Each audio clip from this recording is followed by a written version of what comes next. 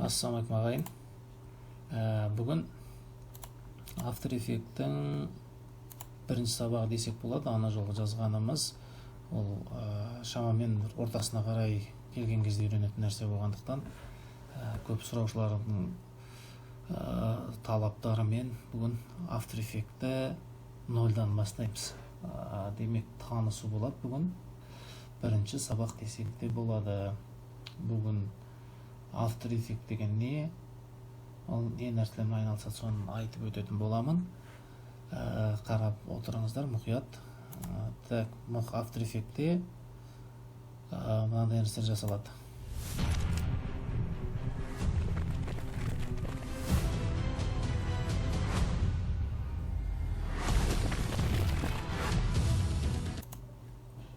Осындай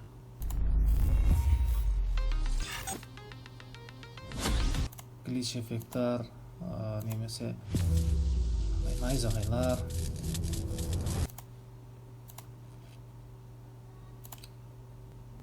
қарапайым тексттарда осылай жасалады. After Effects-терде әрине бұл кейбіреулер плагин қойылу керек болады, кейбіреулері өзінің ішіндегі плагиндері. Енді After Effects-ның қандай версиясын және қайдан аламыз дейтін болсаңыздар, міндетті түрде After Effects CC болу керек.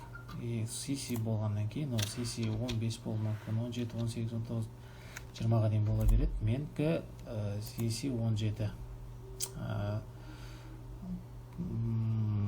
Қатты несі жоқ, айырмашылығы жоқ басқа нелерден, 16, 15-терден.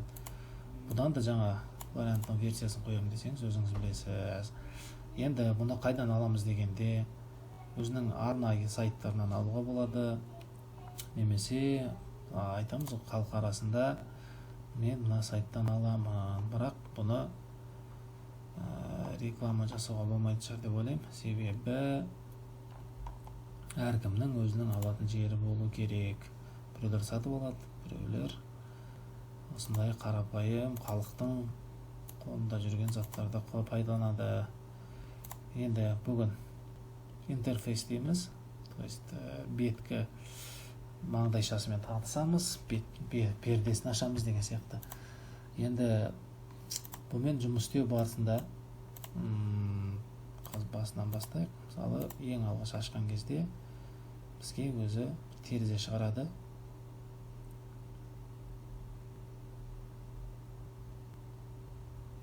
Сәл күте тұрайық.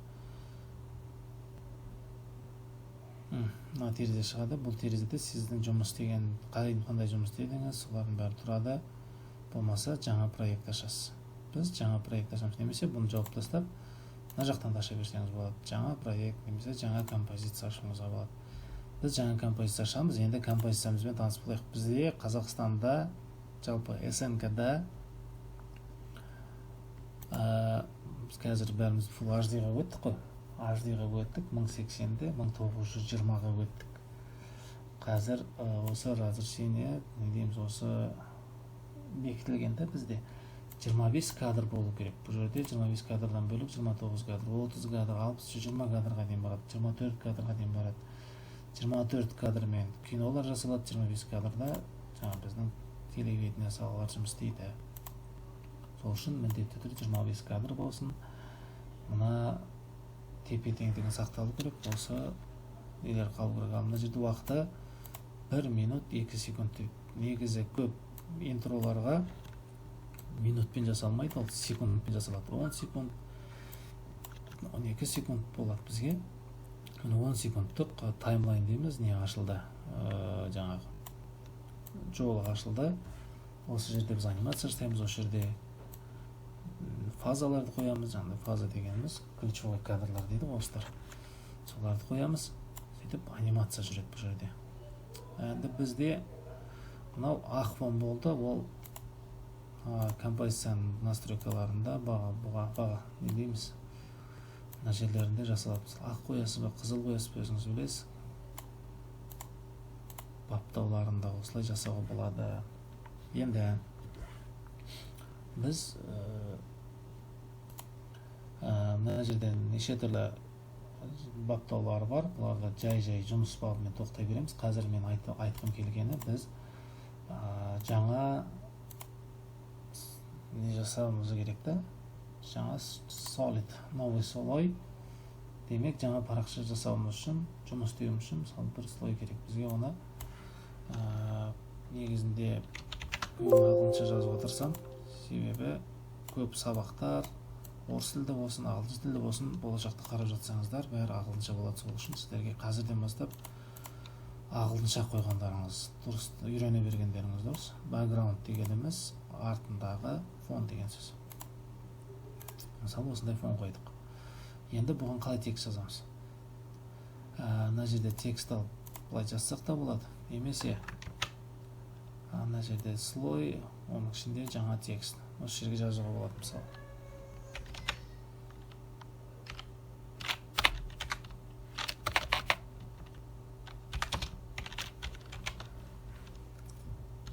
Әлбетте өз атымды көрсетіп жатырмын.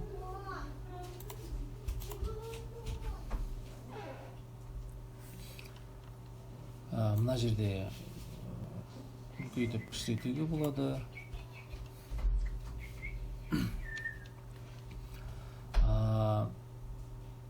Мұнан бәрі басқы әріпке ауысып кетпес үшін, мысалы, мынаны бассаңыз, ол мысалы біз бәрін бас әріппен жаздық қой. Енді мынаны қайтадан осыны не алу үшін дубликат жасаймыз, немесе Ctrl-D. Онда бізде екеу болды. Біреуін қалдырамыз да, екіншісімен жұмыс істейміз мысалы. Бізде қосып тұрып, әрі үлкен болып кетеді. Кішкентайым жазсаң да болады.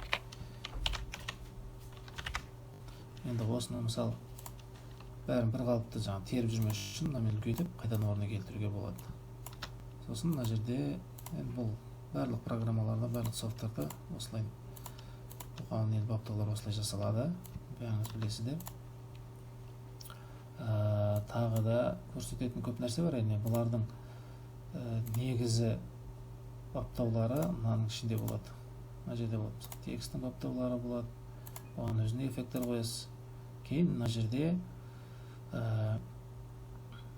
өзінің жаңа нелері болады. Anchor point дейміз. Ортасына ауысып қойған мына нәрсесі Anchor point деп аталады. Ары-бері жылжытып, ортасына келіп шетіне, бір шетіне. Бұл кейін егер қозғалтып жатсақ, анимация жасап жатсақ, өте керек болады. Сосын бұның позициясы орналасқан жер ары-бері жылжытуға болады.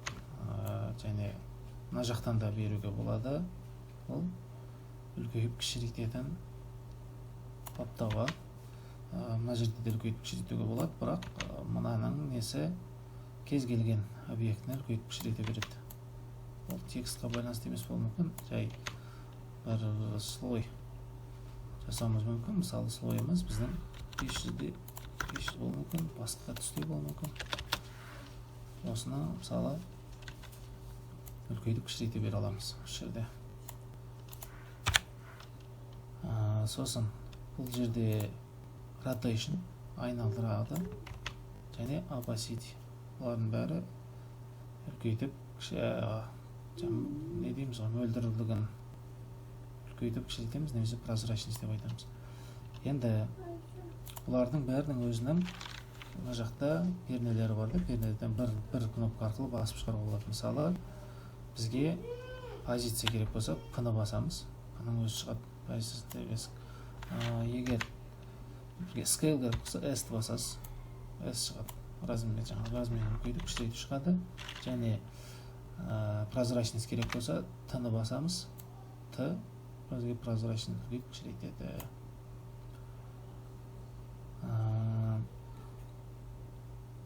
Так, тура сол сияқты мына нелердің де өзінің настройкалары бар. Бұлар да жаңағыдай неге бағынады, осының баптаулардың бәріне бағынады. Сосын тағы бір өте қызық нәрсе бар. Бұл неде? Ол маска деп айтамыз. Маскамен жұмыс істеу өте қызық. Мысалы, жаңа маска береміз. Маскамыз шықпай тұрса, мына кнопканы басу керек. Маскамыз шықты. Мына бәрі кедергі жасамас үшін көзді жауып тастасақ, көрінбей тұрады, бірақ бұларды осында тұрады, жоғалып кетпей. Астына түсіріп тастасақ та болады, сонда ана слойдың астынан көрінбей тұрады. Өшіріп қоя тұрамыз, бізге мынау керек. Бұл маска не істейді? Бұл маска өте көп нәрсе керек. Бұл бір суреттерді кесіп алғаныңызға жақсы. Мысалы, бұл масканы былай қойдыңыз.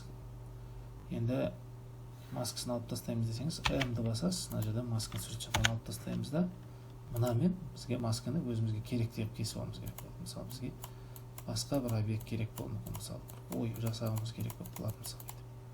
Осы кезде осылай жасайсыз да, мынамен мыналардың бәрін түзеп, өзіңізге не керек, қандай форма керек, соны жасап алуға оңай. Сосын мына шеттерін тоқтату үшін мына жерде мына кнопка бар. Бұны бассаңыз тек қана бір жағына қимылдайды.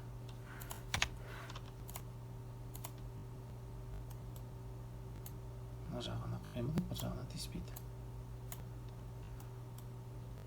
Ал егер мына инструментпен жұмыс істей берсеңіз, сонда ол екі жағында да әсер етеді.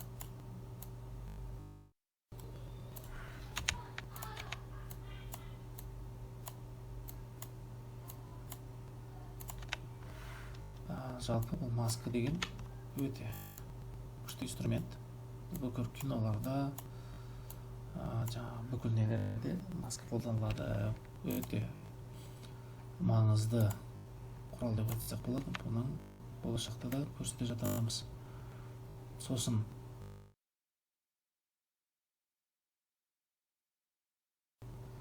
мына жерде эффект деген нәрселер бар.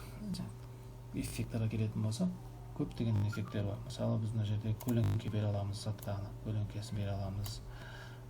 Көлеңкенің үстінен тағы да мынандай бір объем бере аламыз, мынандай. Астына қойсаңыз, былай өзгереді. Үстіне қойсаңыз, былай өзгереді.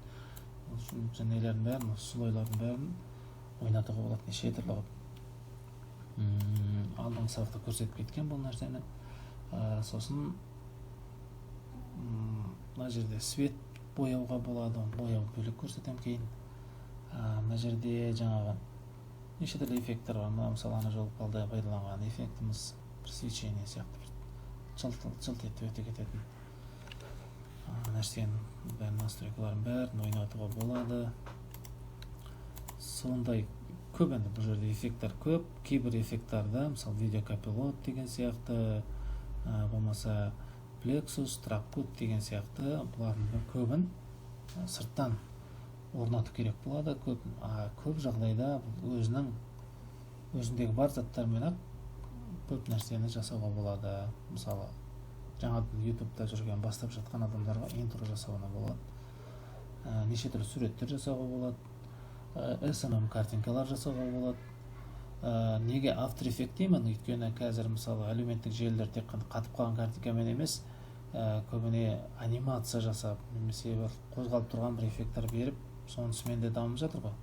Сол үшін трендте болу үшін осы нәрсені істеу керек деп ойлаймын, үйрену керек, меңгеру керек. Әсіресе қазақ тілі аудиториясында бұндай сабақтар өте аз және жоқтың қасы деуге болады.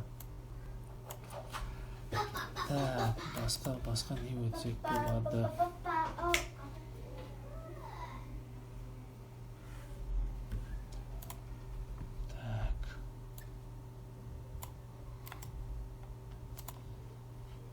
Басқа мына жерде көптеген нәрселермен болашаққа пландап отырмын. Болашақта өтеміз. Әзірге қандай слой жасау керек, қалай текст жазу керек, соларды меңгергендеріңіз дұрыс деп ойлаймын. Мысалы, тағы да бір айта кеткім келіп тұрған эффект бар бұл жерде. Мен көп қолданамын.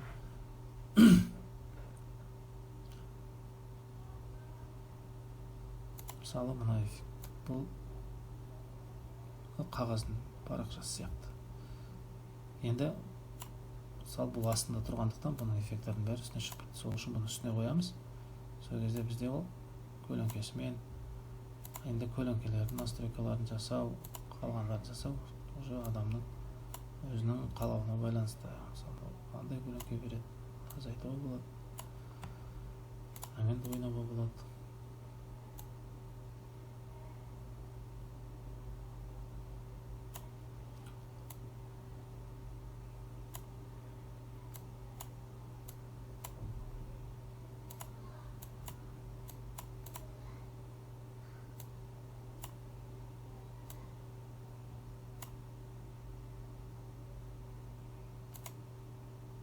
Оң жағынан, сол жағынан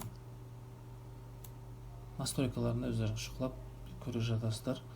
Уақыт көп созбай осымен аяқтайын деп отырмын.